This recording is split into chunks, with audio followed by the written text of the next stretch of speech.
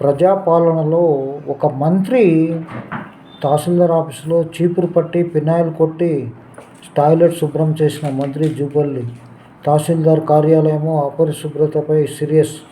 నాగర్ కర్నూలు జిల్లా పెంట్లపల్లిలోని తహసీల్దార్ కార్యాలయంలో శుక్రవారం ఆకస్మికంగా తనిఖీ చేశారు ఆయన.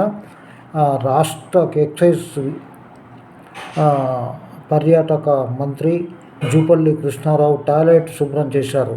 కనీసం టాయిలెట్స్ను కూడా శుభ్రం చేయకుండా ఉన్నటువంటి సిబ్బంది మీద మండిపడుతూ, మీరు టాయిలెట్సే శుభ్రంగా లేనప్పుడు ప్రజా సమస్యలను ఏ విధంగా మీరు పరిష్కరిస్తారని చెప్పి ఆయన క్వశ్చన్ చేయడం జరిగింది.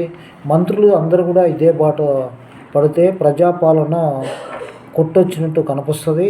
కాబట్టి ఇలాంటి కోకల్లలు ఇవన్నీ కూడా గమనించుకుంటే ఆయన తహసీల్దార్ భాస్కర్పై మండిపడ్డాడు. ఎందుకంటే మంత్రిగా బాధ్యతలు ఇలా విజిట్ చేసి మండల ఆఫీసులో కానీ రకరకాలైన ప్రజా సమస్యలను తెలుసుకోవడమే మంత్రుల యొక్క కార్యక్రమం. కానీ మంత్రులు ఎవరు కూడా ఆ విధమైన బాట పట్టకుండా కేవలం హైదరాబాద్లో ఉంటూ వారి యొక్క పనులు సెక్రటరీలో చేస్తుంటారు. ఈ అవినీతి మీద యుద్ధం ప్రకటించినటువంటి ప్రజాపాలన ప్రభుత్వం అవినీతి అనేది మనం చూస్తున్నాం.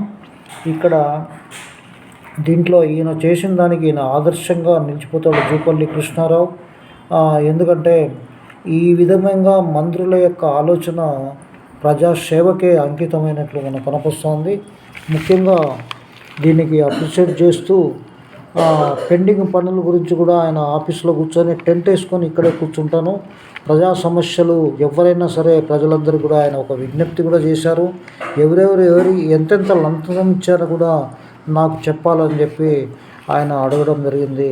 ఇది చూస్తే ప్రజాపాలనలో మార్పు కనపడుతుంది.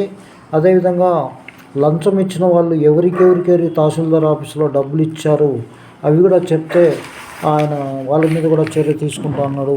ఇది మానవత్వంతో ఆయన చేశాడు.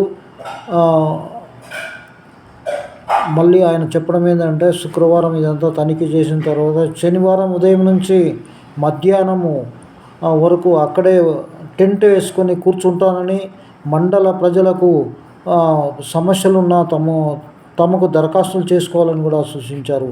గతంలో పనుల కోసం ఏ అధికారికి ఎంతెంత లంచం ఇచ్చారో చెప్పాలని చెప్పి కూడా ఆయన చెప్పారు. మరి ఈరోజు ఏ విధమైన కార్యక్రమాన్ని తీసుకుంటారు అనేది మనం గమనిద్దాం. నమస్తే, థ్యాంక్ యూ వెరీ మచ్.